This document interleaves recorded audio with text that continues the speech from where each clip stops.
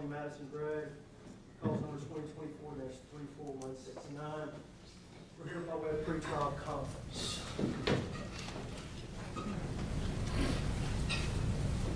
All right. We'll begin with docket number 168. State filed a motion in limine to exclude motion of punishment. The defendant filed no response. Granted. Give me an order to that effect. Yes, sir, Your Honor. One question regarding that punishment as well. The attempted murder statute requires bifurcation both for guilt and sentencing. And of course, we would ask that any comments about sentencing be reserved for that, for the murder and the attempted murder. For the sentencing things, yes. Yes, sir. All right, docket number 169, motion in limine to exclude golden rule and jury nullification arguments. No response was filed. It's granted. State's giving an order. All right, motion document number 170, motion in limine regarding facts not in evidence. No response was filed. Granted. Give me an order. Document number 171, motion in limine regarding speaking objections. No response was filed. Motion is granted. Document number 166, motion to suppress urine test. Heard from the state. I read the state's motion. Excuse me, I read the defense's motion. I read the state's response. State's burden of proof. Do you have any witnesses you wish to call? I'm sorry, Your Honor. It is the state's burden of proof. Does the state have any witnesses it wishes to call? Sure, Your Honor. The state calls Corey Gerber. All right.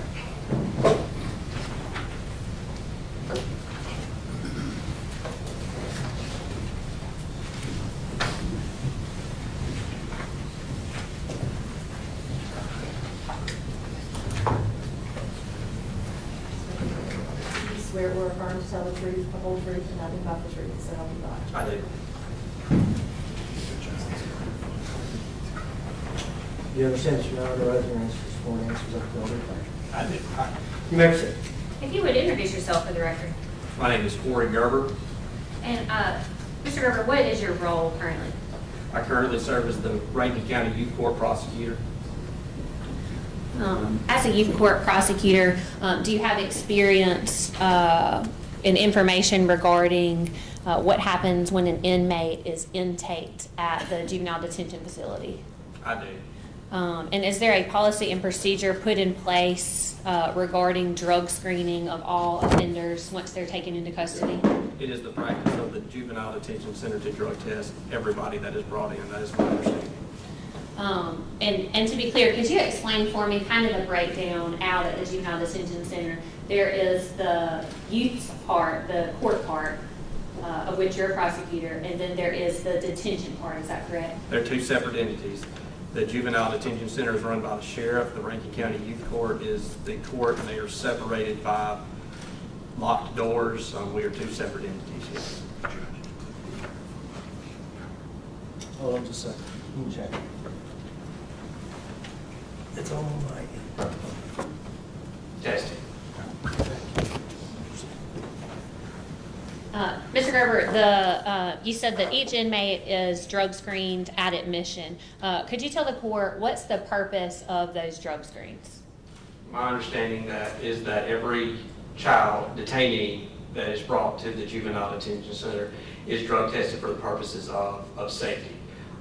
There are multiple things that are done when a child is brought in. One, they are to meet with a mental health crisis assessor.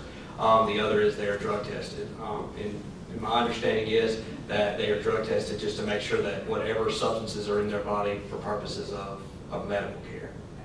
And are you familiar with the drug screening that's done in conjunction with that? I am. Could you tell the court about that? So those are observed screens. Those screens are taken. Once the screen is done, they are presented to the lab. Then the lab would run those tests. The lab is on site. That is a very expensive piece of machinery. I am not an expert in how that machine is run. I can tell you that that machine is calibrated once a week. Every time that the machine is started before any tests are run, there are controls that have to pass. You have 3 attempts to pass those controls. If the controls do not pass at that time, the machine has to be recalibrated until the controls do pass. Otherwise, we do not run the test. And Mr. Gerber, do you have any personal knowledge about whether or not that machine was running appropriately on March the 20th of 2024? I do not have any personal knowledge other than if it wasn't running appropriately, it would not have been running. So they would not have performed a test if it was not working appropriately? They would not have ran the test if it was not working appropriately, no. You talked about that there's some checks and balances in place, some calibration to make sure that the machine is running correctly. How reliable are the results from these particular drug screens? They're very reliable. If they weren't reliable, we wouldn't use them. We wouldn't waste anybody's time or money doing the tests. I will say they are not confirmed tests. So typically what you have is whenever a urine test is had and you get a result, if that result is a positive test, what would typically happen in a case like that is that urine would be sent off for confirmation. We do not do that. We use that test primarily for assessment, not for any evidentiary value. We are not presenting that information to the court without some other types of discussion. And so the screening's done for safety. The screening has some checks and balances in place, and you said that the results are very reliable. So if someone had presumed tested positive during one of those screens, like the defendant did in this case, that would be very reliable? It would be reliable. If there was any question, typically what we would do is send that person for a separate test. Depending on what you're testing for is going to be the question. There are some things that we test for that are not as reliable as others. An example would be methamphetamines. Those are the ones that we typically have the question on. We do send those. We don't send that urine for confirmation. Instead, what we do is send the person out to give another sample and have that sent for confirmation. Court's indulgence.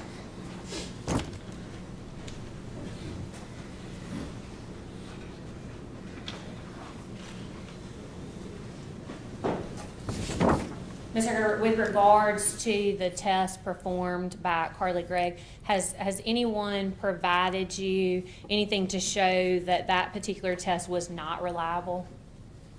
I don't recall seeing that test, nor has anyone mentioned that it wouldn't be reliable. No further question, Your Honor. Cross-examination. Thank you, Your Honor.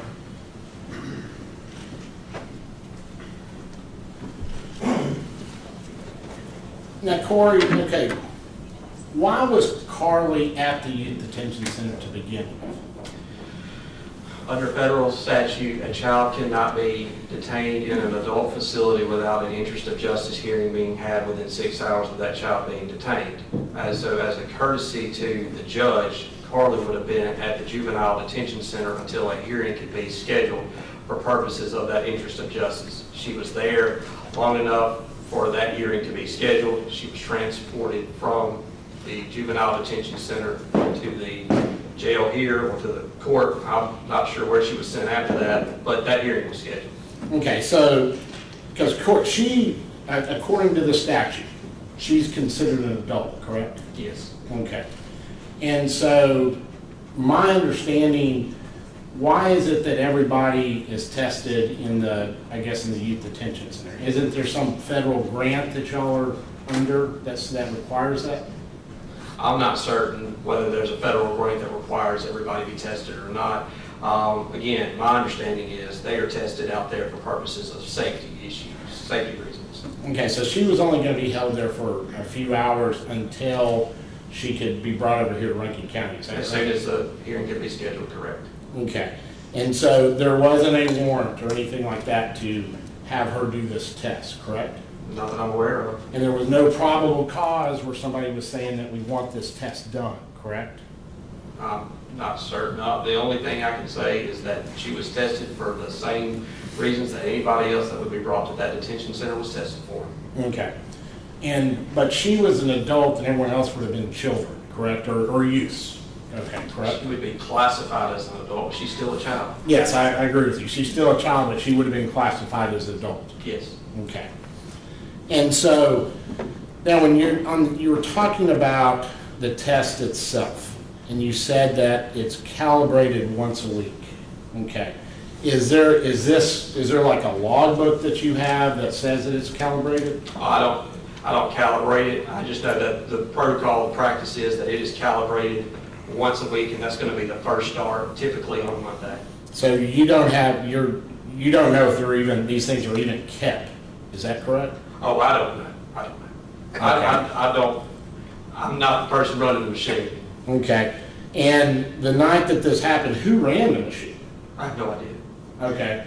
And if I showed you the test card, would you be able to tell us who ran the machine? Yes. Okay. Yeah, approach the witness, John. Yes, you show the council officer. Everything we're going to show the witness, let's mark that application. No objection, Your Honor. Can you mark that D1 for identification? Yeah, that's the test card that we have. In fact, that's the only document that we have concerning this test.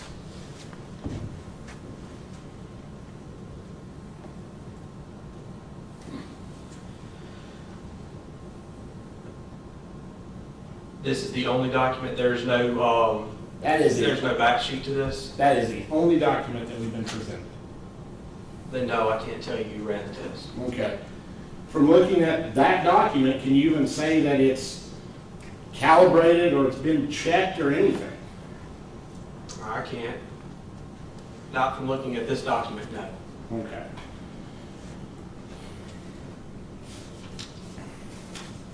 Now, do you, I guess, once these samples, I guess these samples are given, and you said they're taken to the lab, and the machine's in the lab, is that correct? That's correct. And then they're run at that, the samples run at that point. It is run once the machine is started. So a better answer for your question is that if the sample is taken at night and it's placed in the lab would be started by the person that runs the machine when they would get there the next morning, and then it would be ran in. So I don't know what time this was taken. I can tell you the date that it was taken based on this. It was collected on the 20th, according to this sheet, and it would have been ran the same day at 9:21. Okay. And when these samples are, I guess, run, what happens, I guess, is there going to be extra fluid? Or is it marked and then it's put in the, I guess you'll have a refrigerator or something?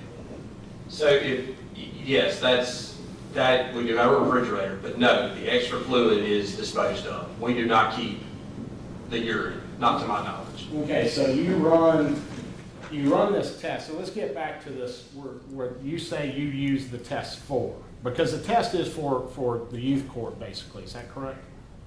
Well, it depends on the case. I mean, yes. I mean, if this child were to be a child under the jurisdiction of the youth court, this test could be used for multiple things. One, to give the detention staff an idea of what is in that child's system for purposes of maintaining the child at the juvenile detention center. The second could be for purposes of disposition.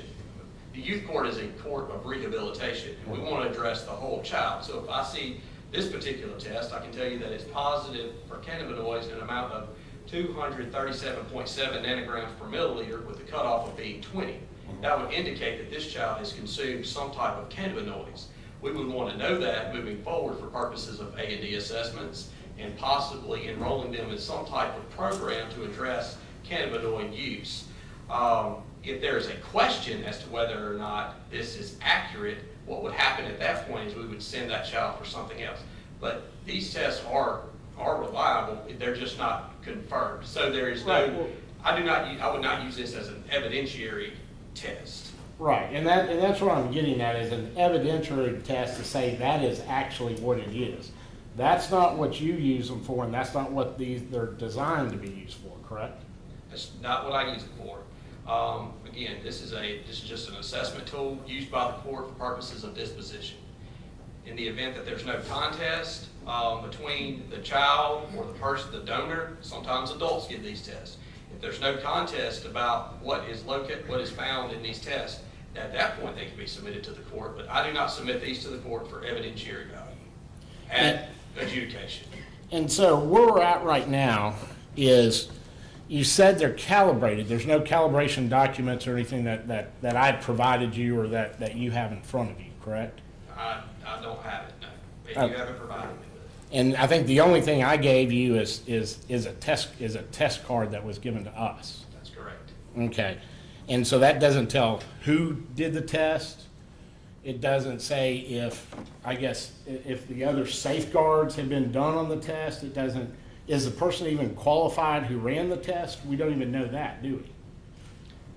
I will tell you that there are only certain people that are allowed to touch that very expensive machine. They are all qualified to run it. But I can't tell you who did that particular day. As to your other question, it was collected by someone in the Rankin County Sheriff's Department. So that would be a detention staff, but I do not know who that would have been. That information can be gathered, but I don't have it.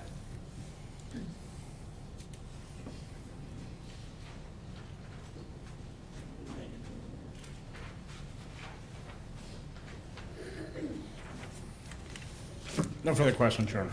Can I read the exhibit with my court reporter? Yes. I'm trying to steal your exhibits. Read away. Raise your arm. Mr. Gerber, as I understood it on cross-examination, you said these tests are for, again, safety and medical purposes for the detention staff as well as the donor? As well as disposition. In the adult world, that would be sentencing. We want to make sure that we have all the information available to us to make sure that the rehabilitation process, it happens. So they have multiple uses, yes. When the detention center finds someone is tested positive for a substance like Ms. Gregg did in this case, why is that important for them to know from a safety standpoint? Well, for example, if it had been fentanyl, we would have taken the child directly to the hospital. The other is we want to make sure that there's no interaction with anything else that's going on. I don't work in the detention center. I don't want to speak for them, but I mean, I think it's fairly obvious that we want to know if the child is under the influence of any type of drug while they're in the detention center. And if the child admits that they've used drugs, would that tend to corroborate the test results as well? Yes. Do you have any information that Ms. Gregg did not corroborate this test as you sit here today? No, I don't have any information. No further questions, Your Honor. Stand down. State may call its next witness. No further witness, just an argument, Your Honor. Defense have any witnesses that wishes to call on this issue? No, Your Honor. All right, argument by the state.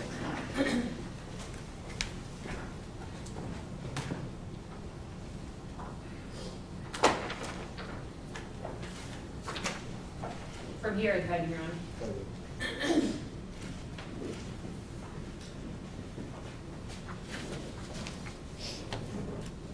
The state outlined in our response and then filed an amended response. I want to bring that to the court's attention. Initially, we believed that the Juvenile Detention Center was under a particular grant through the OJJDP, which is the Office of Juvenile Justice and Delinquency Prevention.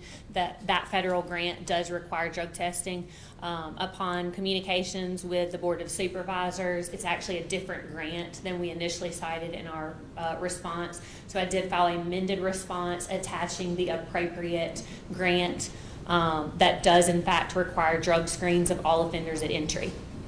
Or that does require, drug screens, as well as the Rankin County Sheriff Department's Juvenile Detention Center Policies and Procedures 2.2F.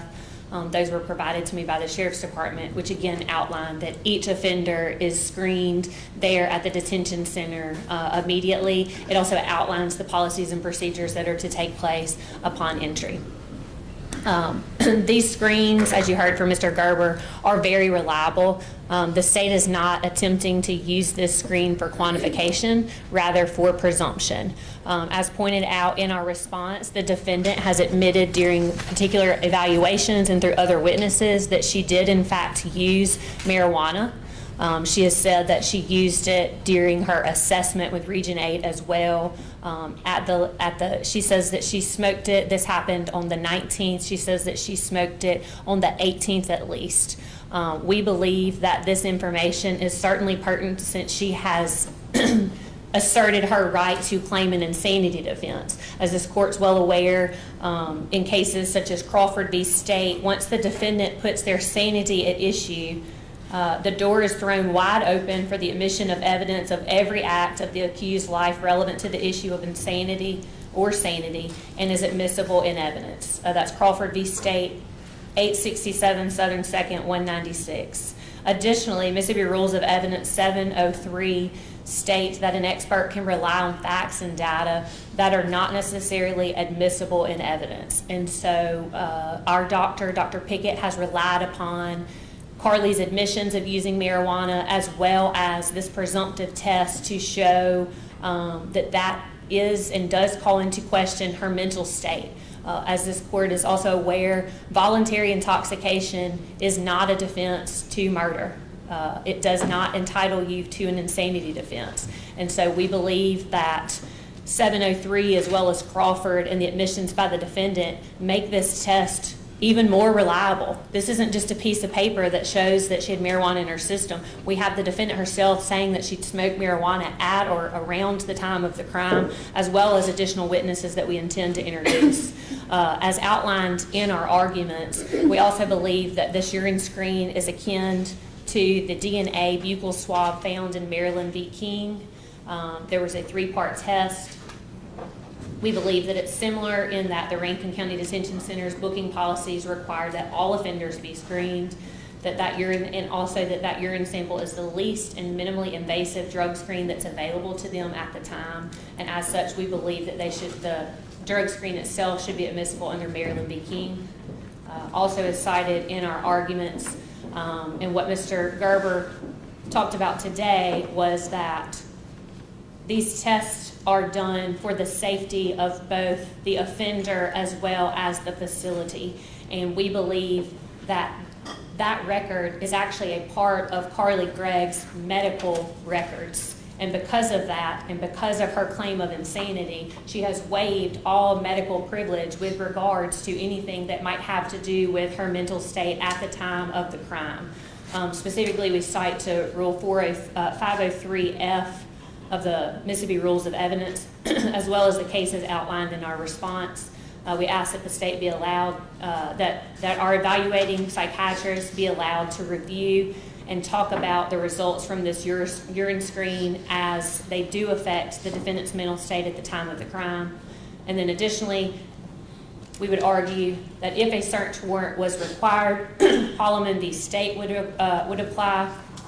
In this case, it was a drunk driver who killed someone driving in a car. Law enforcement was on the scene. They observed the presence of beer cans, empty syringes, and bottle containing unidentified liquids. At the time, the person's blood was drawn, and also a urine sample was taken.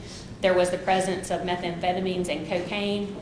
This sample was taken without a warrant, similar to what we have here, and the court found that a warrantless search is permissible in certain exigent circumstances if it can be shown that grounds existed to conduct the search that, had time permitted, would reasonably have satisfied a disinterested magistrate that a warrant should be properly issued.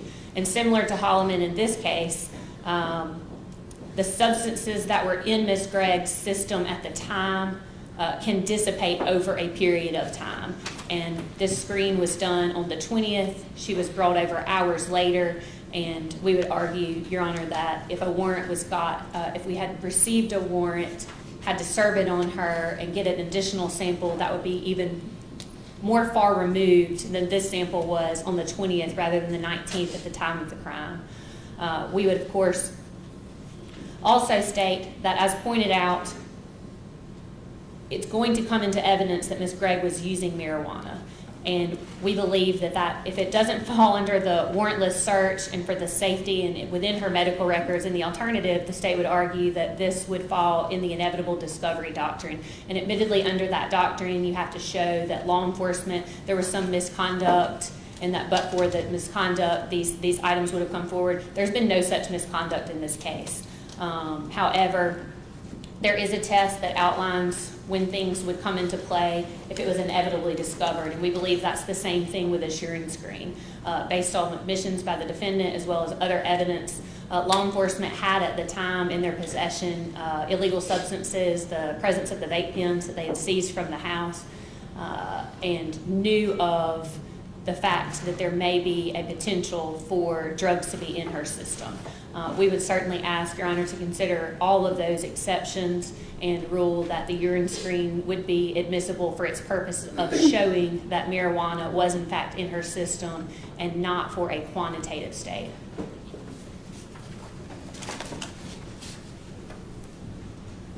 Response. Thank you, Your Honor.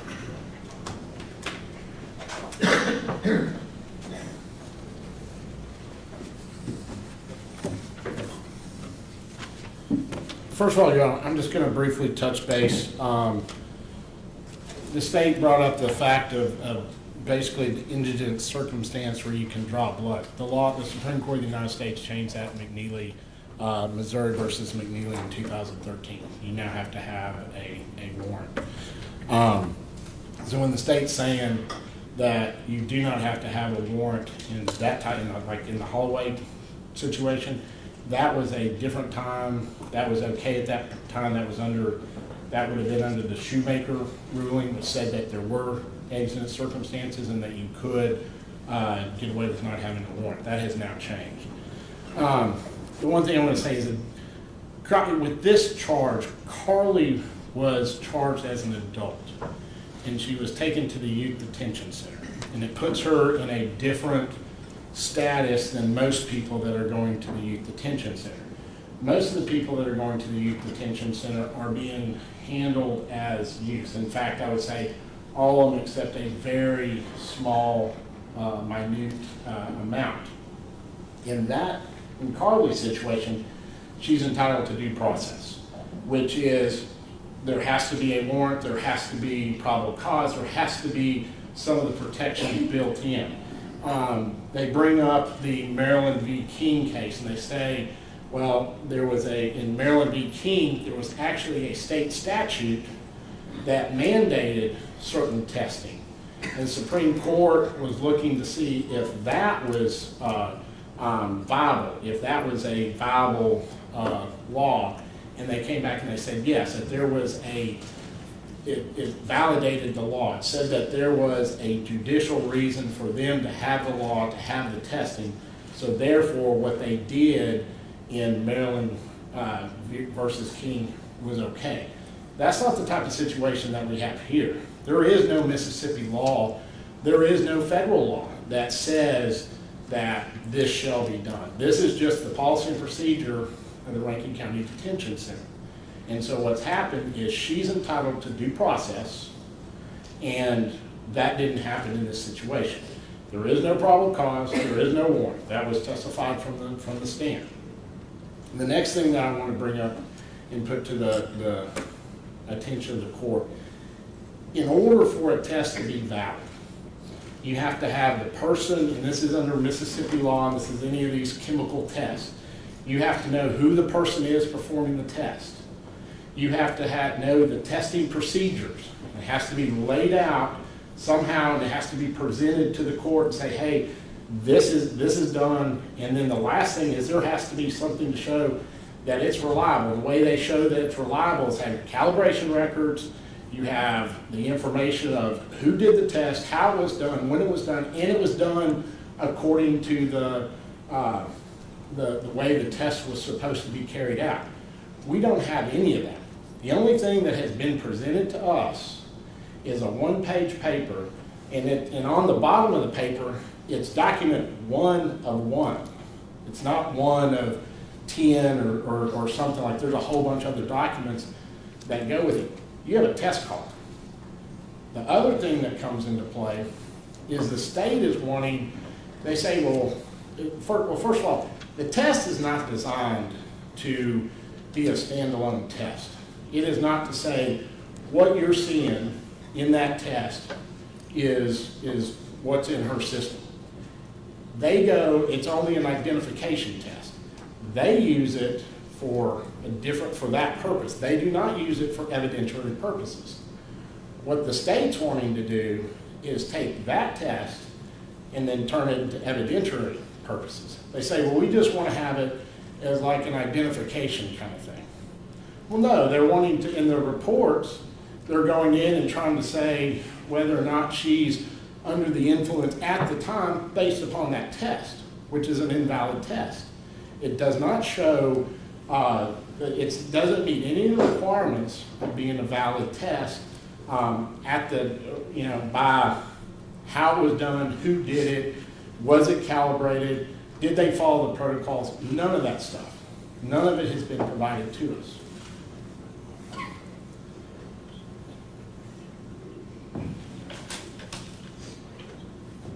And also, there's been no consent, there's been no testimony that there's no consent, there's no warrant, the test wasn't done right, it's being used for a different purpose than what the youth detention center even uses it for. For all those reasons, Your Honor, we ask that the test be excluded at this time. Mr. Mackey, your reply. Yes, sir.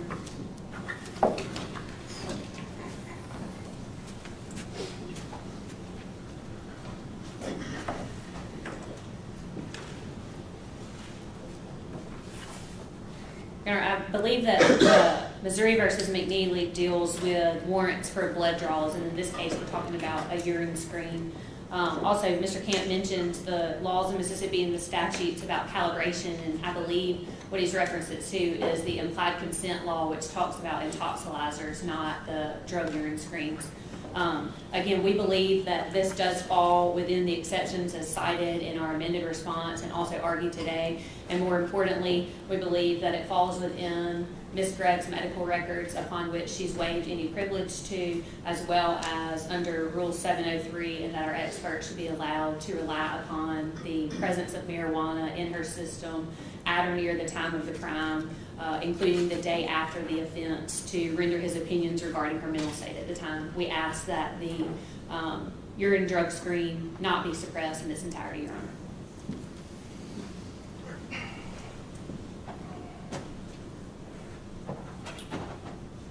All right. The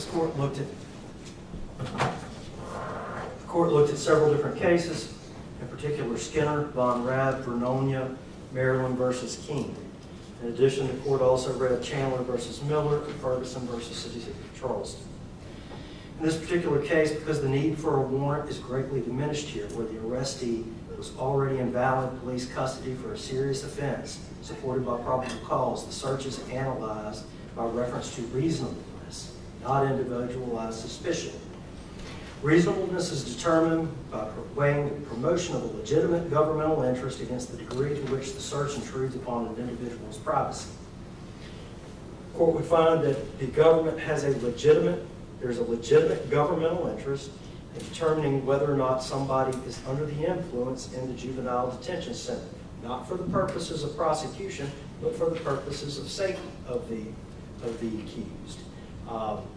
Obviously, like Mr. Gerber testified, if somebody tested positive for fentanyl, there's serious withdrawal issues. Well documented, it's not hard to find that out there.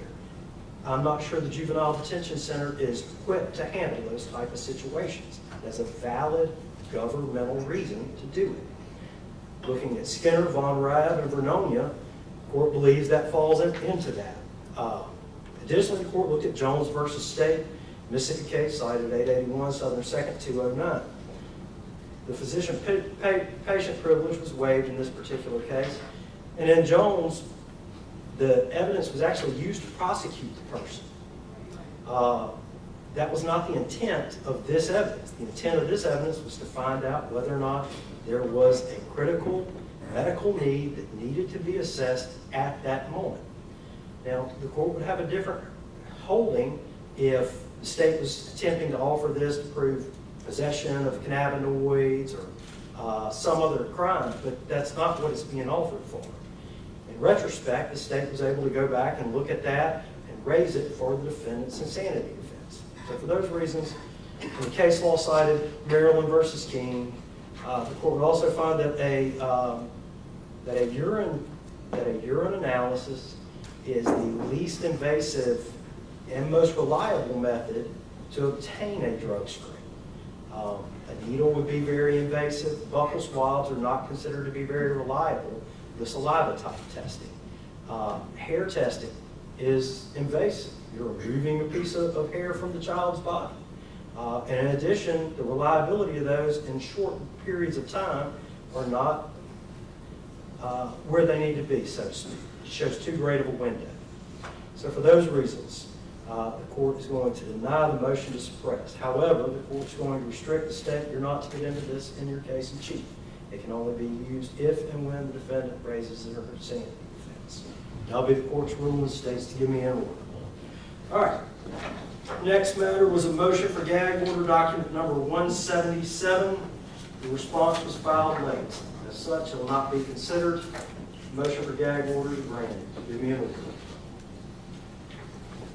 Next motion is document number 175. Motion to enforce the court's previous orders and compel a motion in limine to exclude evidence not previously discovered, produced in discovery. Again, the response was filed late. Document number 174, motion in limine to exclude insanity defense, exclude testimony of Dr. Gerald O'Brien, Dr. Mark Webb, and Dr. Clark. Again, there was a late response filed. However, we're going to have to deal with the issue of late file discovery, so I want to hear it all at once. State's motion, I'll hear you out.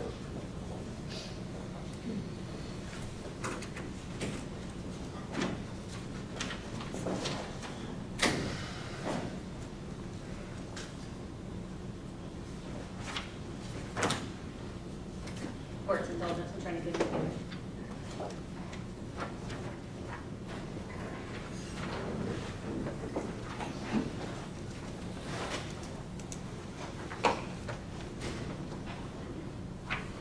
Once getting that together, for the record, even though the responses were filed late and the others, I did read them before I granted the motion.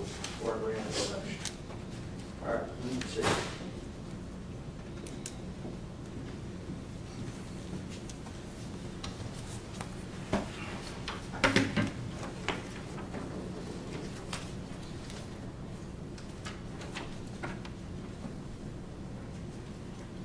And I'll start with our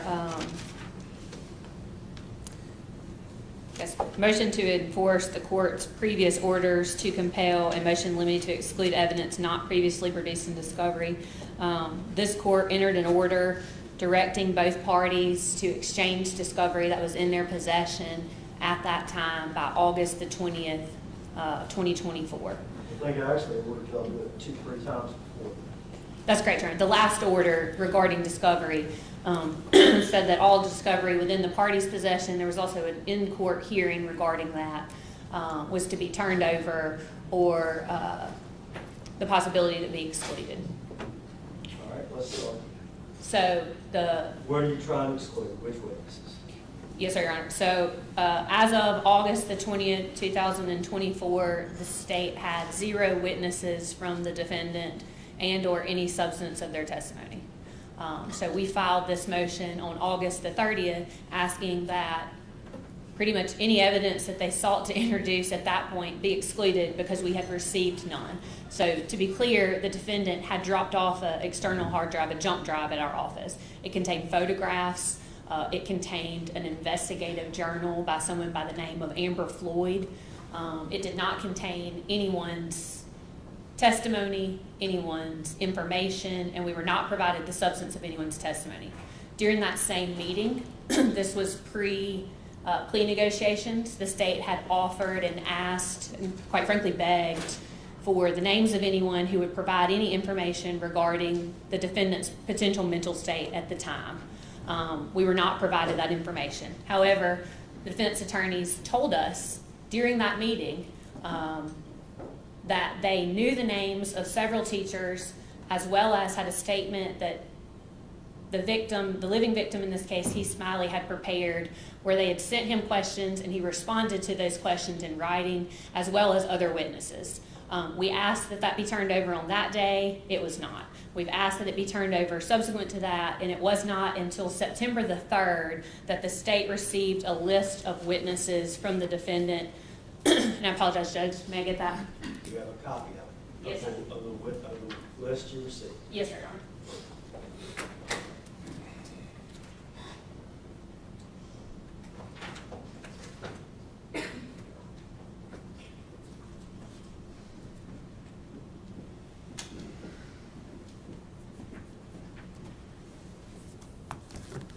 On September the 3rd, the state was emailed a witness list that contained the name of Heath Smiley, stating that his proposed testimony would regard his personal knowledge and observation of the events on March the 19th, 2024, his relationship with Carly's mother, Carly's relationship with Heath, Ashley Smiley's mental and physical state, which we've been provided no documents to that effect, Carly's behavior and mental health issues from the fall of 2023 through the present. At this point, we still have not been provided any documentation, any statements, anything regarding any mental state other than the records that we've requested from 2023 outside of Mr. Smiley's interview with law enforcement on April the 4th that we provided. Additionally, it says that he will talk about the investigation in this matter by the Sheriff's Department as well as the Rankin County District Attorney's Office. Essentially, Vicki Breland has pretty much the exact same substance of testimony. That is the deceased victim, Ashley Smiley's mother. Next witness is James Daniel Floyd. He is the brother-in-law of the deceased victim, Ashley Smiley. We have no substance of his testimony other than he will testify regarding his personal knowledge and observations regarding the events on March the 19th, 2024, and the investigation by the Rankin County Sheriff's Office. No information provided by him other than that, with the exception of contact information. BG, who the state has interviewed, and SR, who the state has interviewed. Next, they list a Shira Higbee. It is believed that Ms. Higbee is a teacher and that this is one of the individuals, again, that the defendant knew about far in advance of August the 20th, as well as Tricia Gilbreth. Again, it appears to be a teacher of Carly's that the defendant knew about far in advance of August the 20th. They next name Dr. Andrew Clark, which he was not retained before August the 20th, so of course that was not in their possession at the time. We have a separate motion regarding Mr. Clark. And then Corey Gerber, which we do not object, of course, to the testimony that he provided. But certainly, so we're asking that any testimony that Mr. Smiley is called to testify about outside of the two statements that he's provided to law enforcement in this case be excluded. We ask that any testimony by Vicki Breland regarding anything at all be excluded, that the testimony of James Daniel Floyd regarding any type of testimony be excluded, that BG, anything outside of the interviews that he's provided to our office be excluded, and those have been turned over to the defense, as well as SR. Same thing for her. Our office provided statements to them, recorded and typed up interview notes. And then we're asking that Shira Higbee, Tricia Gilbreth be excluded. And of course, we asked separately that Dr. Andrew Clark be excluded. But those were all people that were in the possession of the defendant prior to August the 20th, 24. In addition to... Hang on, before we leave that, do you have a copy of the witness list? Yes, sir. May I approach? Mark Eskin. And Your Honor, for the record, I want to show it to them. I have the email where it was sent September the 3rd at 4:15 to our office.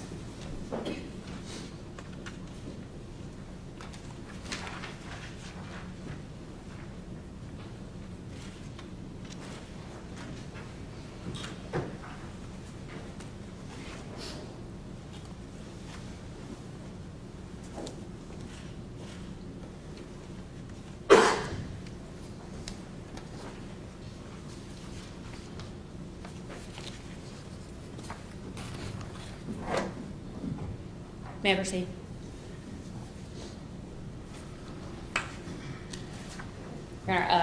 We, of course, outlined our arguments within our motion as to why we believe that those witnesses should be excluded. I mean, first and foremost, the fact that they violated this court's multiple orders regarding discovery, that by their own admission, they had this information and for whatever reason chose to wait till September the 3rd to produce it. There's no good reason other than willful conduct for them to have done such. There were multiple conversations between the state and the defense about turning over this information. This is not new information. This is not something that wasn't in their possession. This is something that we certainly believe is akin to a willful attempt to hide evidence. We ask that each of those witnesses, with the exception of Mr. Smiley, in the testimony that he's previously provided to law enforcement, be excluded. Would the court like for me to proceed with regards to our other motion in limine for the experts? No. Any further argument as to these witnesses? No, sir. All right. I'll hear the response.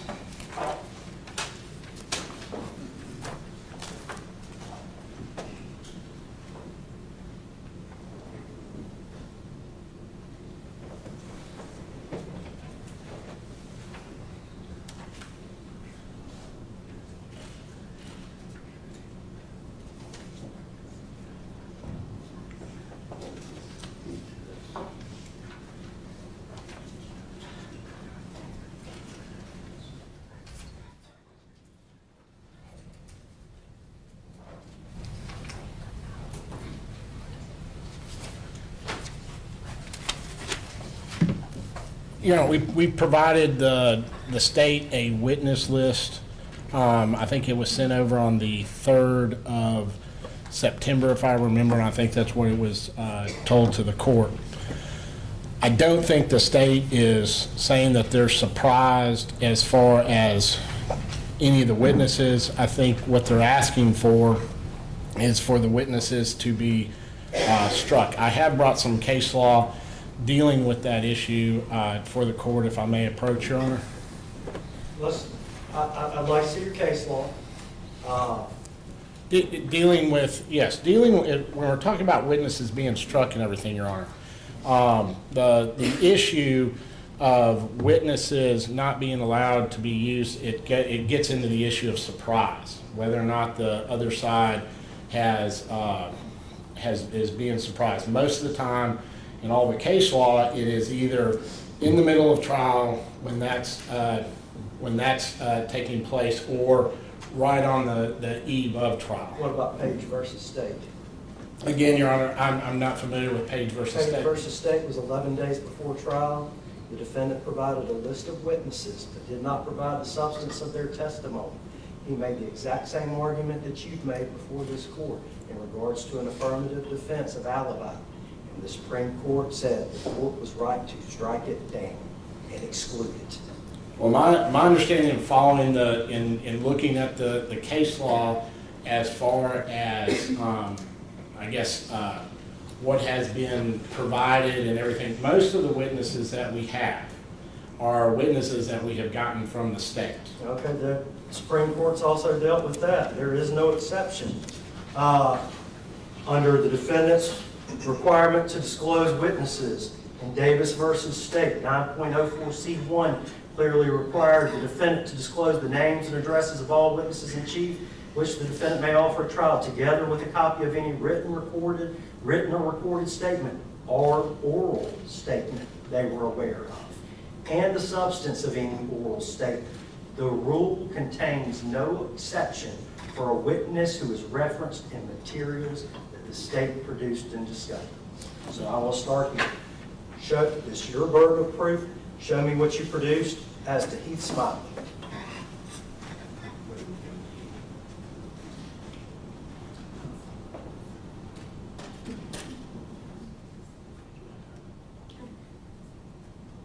We don't have any written statements from Heath Smiley. Did he give you any oral statements? Just what the same thing that he's given to both sides. I mean, that's the... Great, so all he'll be able to testify to is what was provided in the state's discovery, correct? That's correct, Your Honor. Okay, so he'll not be testifying to anything other than what he's testified to in open court or what he's given a statement of. That's correct. Okay? All right, that was pretty easy. Vicky Breeden, show me what you produced. I think it's what has been proven. Has there been anything? What's in the witness list? It's what's on the witness list, Your Honor.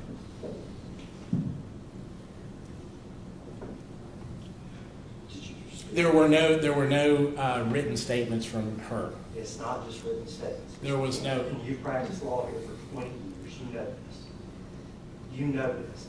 They told you something, you have to turn it over. So if Vicky Breedlin said, hey, I knew A, B, C, D, she doesn't necessarily have to write it down. You have to tell them about it. Y'all show me what you produced. Is there anything else that you produced other than what's on S1? No. James Daniel Floyd. Show me what was produced other than James Daniel Floyd. It would be the same, Your Honor. There's no written statements or anything. It'd be. What about oral statements? Did he give an oral statement that would be relevant? Let's give him the Dr. Clark. I'm sorry.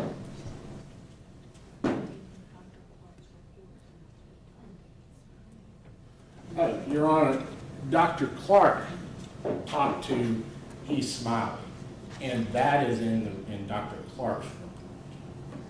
So that has been furnished. When? What day was that furnished? On the 6th, I believe, Your Honor. September? September 6th. 17 days after the fourth discovery deadline, the court did?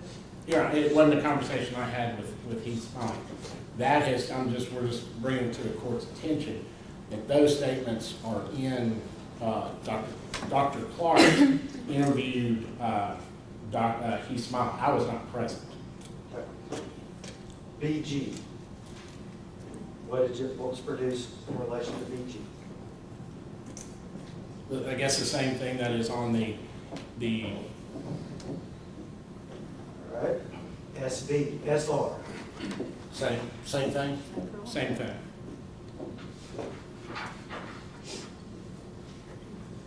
Sheriff Hick. Same thing, Your Honor. Tricia Gilbert. It's going to be the same thing, Your Honor.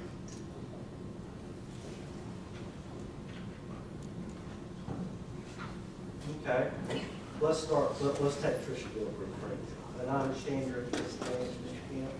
It seems that you didn't do the discovery.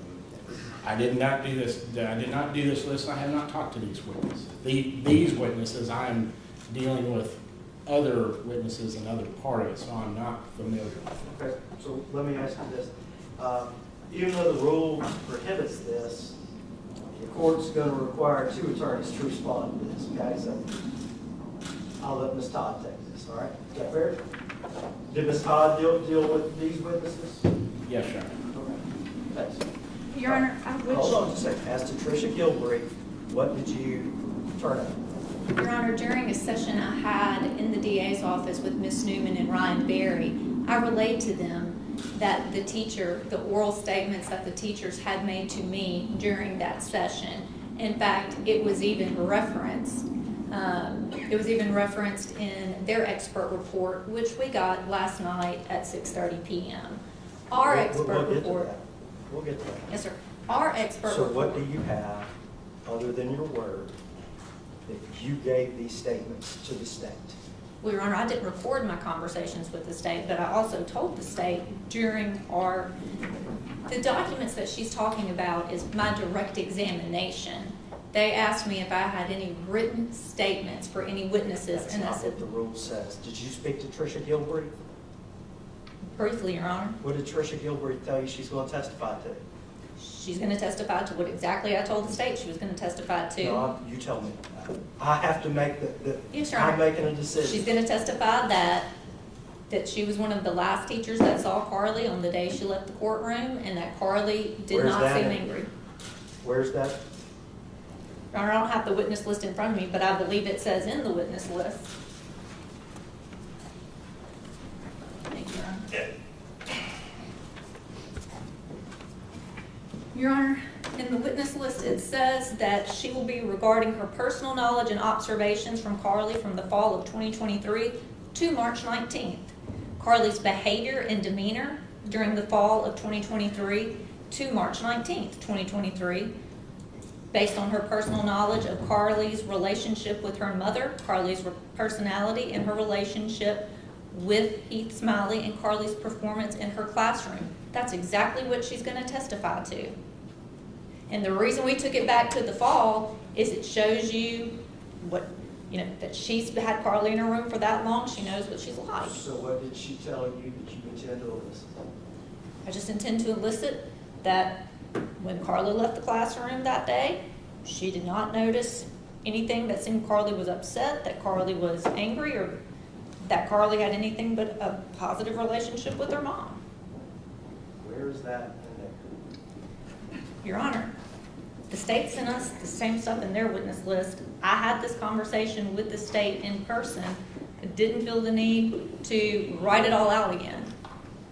Okay. So you don't have any proof other than what you say as to Tricia Gilbert, I mean, I could call Ron Berry if I needed to, but no, Your Honor. He's a lawyer, he's not a witness. Well, But if you feel the need to, I mean, I'm not gonna stop you, but that's not, how's that relevant? How's what you just said relevant? That she seemed fine when she left school though? Well, Your Honor, I think it goes to Carly's demeanor, Carly's personality, and it will go into what. State have any objection to a teacher saying that she seemed fine when she left school that day? Your Honor, if that's what she wants to elicit from that teacher, and that's her only testimony, that she seemed fine and she had a great relationship with her mother, we would love for them to call her as a witness. All right, nothing other than that. That's Let's all go right. to the next witness. Okay. Next witness. What's Andrew the- Clark, No. Going in reverse order. We'll go with the expert second. Sheer Higby, same thing. Okay. Show the court what you turned over in relation to Sheriff.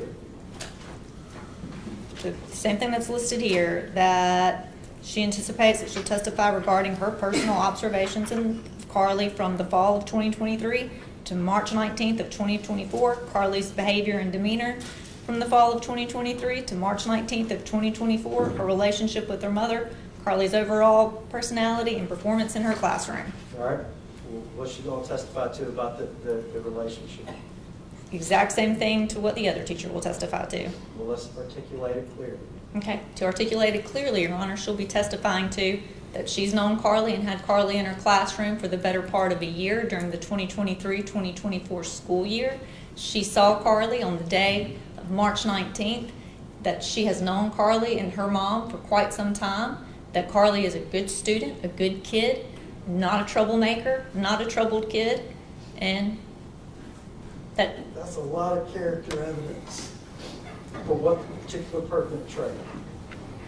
Your Honor, I think it goes to what the state will be trying to introduce as Carly having some troubled child with a history of violence, which is just not true.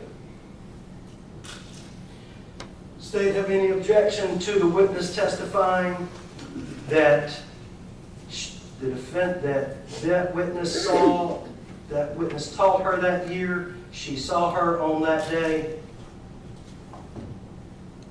that she's a good student, a good kid, not a troublemaker, not a troubled kid?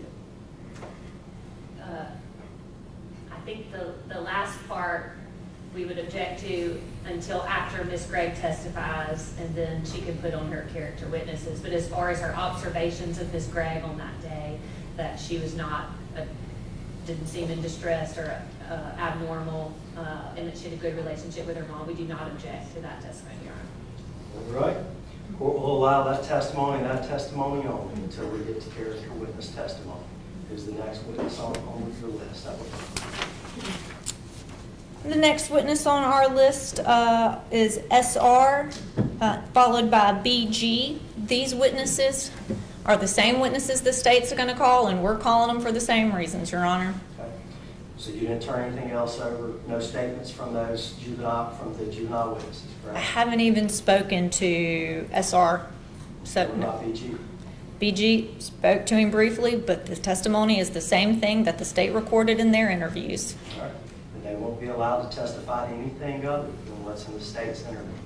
As the court pointed you to the case law, there is no exception to the discovery requirement for the defendant just because they're listed in the discovery by the state. So You can't elicit anything that's not in their report. Wasn't planning to. All right? Who's the next witness? The next witness is James Daniel Floyd.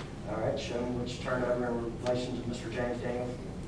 Your Honor, the only thing we're anticipating calling Mr. Floyd about is just what he saw on the day of the investigations. I have not had personal conversations with Mr. Floyd. He's just going to confirm the demeanor of Mr. Smiley during the investigations when the police were at the house.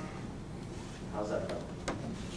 I think it will be relevant to the case in chief when we start talking about the investigation that's going on and cross-examination with the Well, state. I thought you weren't, he's not testifying to the investigation. What's he going to testify to about the investigation? Your Honor, I feel like talking about this now is somehow going to prejudice Carly with the jury, so I'd rather, Ms. Todd, you can't hide evidence.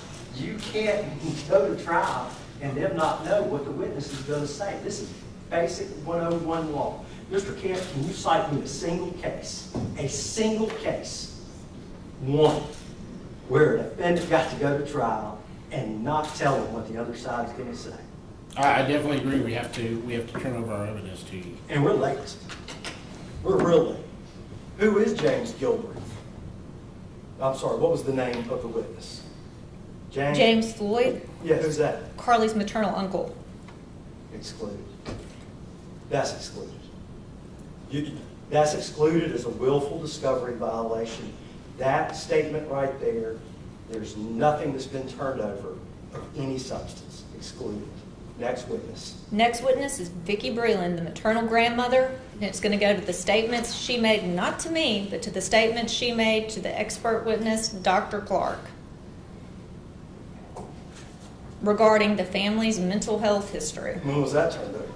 That was turned over on, the 3rd, Your Honor. We got the state's expert witness report last night at 6 p.m. You complaining about the state's rebuttal witness to your witness is a bit like a lady standing in the street holding a Christmas and screaming she's hungry. You were ordered to turn over an expert witness July 28th. You told me it'd be July 22nd. After the discovery deadline passed, we had a new expert witness was hired. So you juxtaposing what they've done with what you've done. Bottom line, what did you turn over to them? Show me what you turned over to them in relation to the grant.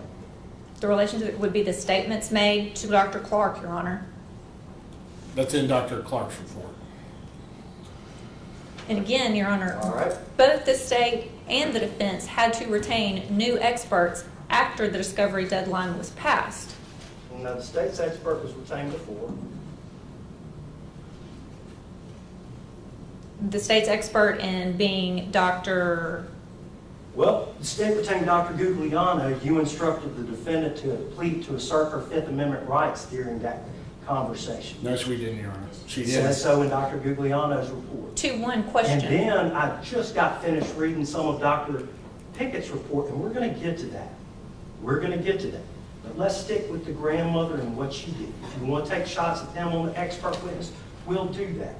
Show me what you turned over in relation to the grandmother before August 20th.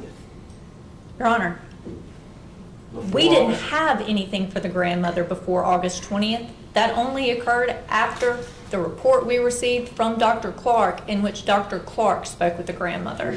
You're representing that you had no conversations with this defendant's grandmother. Not to the nature of anything with the case. We have discussed the trial in general and explained the trial process, Your Honor. We have talked about how Carly's doing, but not anything that would go to testimony that she would put on at trial. All right? Before we move on from that one, I want to hear a response from the state. Does the state have had the opportunity to speak with her? Your Honor, no, and I'm looking at Dr. Clark's report. There's no mention of an interview or discussion with Vicki Breland.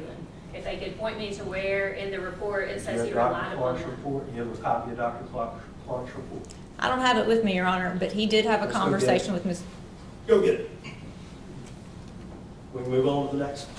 I mean, I can't talk about Dr. Clark's report if you don't have a copy of would you like me to proceed with Mr. Smiley until we can? it. Sure. Same thing with Heath Smiley. He has given a statement in which was listed in Dr. Clark's report as a 90-minute Zoom conference call. He has done a witness interview, which we received from the state, and several just with the body camera footage of things that happened on March 19th. That's what we're calling him to talk about. Heath Smiley's testimony will be limited to the matters turned over before August 20th. Your Honor, I would also cite that Mr. Smiley testified before this court, and we have that transcript on June 4th. The state has that, so we intend to elicit the same testimony at trial that we elicited on June 4th. And you're allowed to do that, I said before August 20th. Perfect. I said before August 20th. All right, is that everybody on the list? Yes, Your Honor. All right, if you would return the court's exhibit. And while we move to, Mr. Camp, I assume you're handling the expert witnesses, is that what you're? Yes, Your Honor.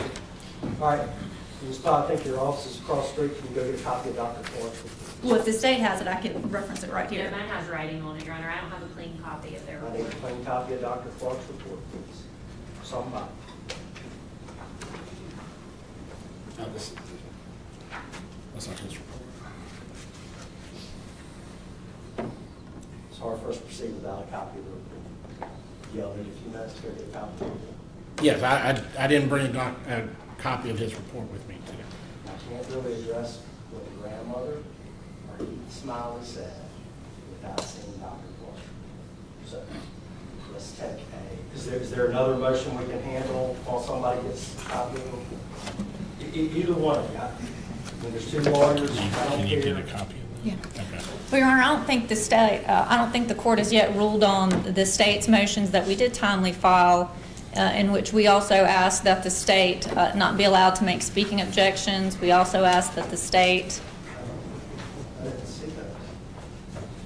I did rule on the speaking objections. Your Honor, our motions were so good, they filed the same minutes. As to the They're speaking granted. objection and. Thank you, Your They're Honor. granted. I didn't see those, they're granted. Do we have any other motions we can hear before somebody can get me a copy of Dr. Clark's report? We can do we have our cursory motion to move it down to the youth court that we filed sometime before. I'll be happy to hear that. Can we work on getting Dr. Clark's report? Somebody, anybody? Yeah.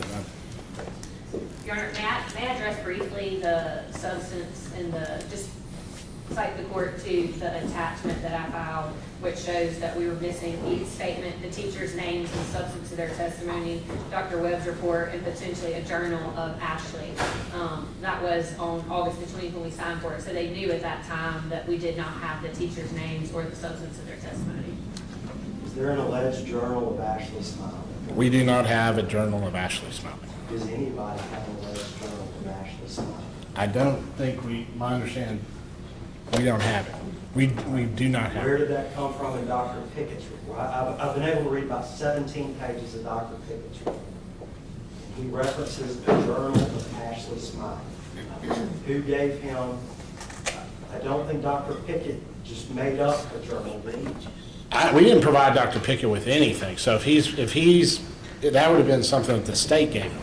That's not, All right, let's take a 15-minute recess. Y'all go get Dr. Clark.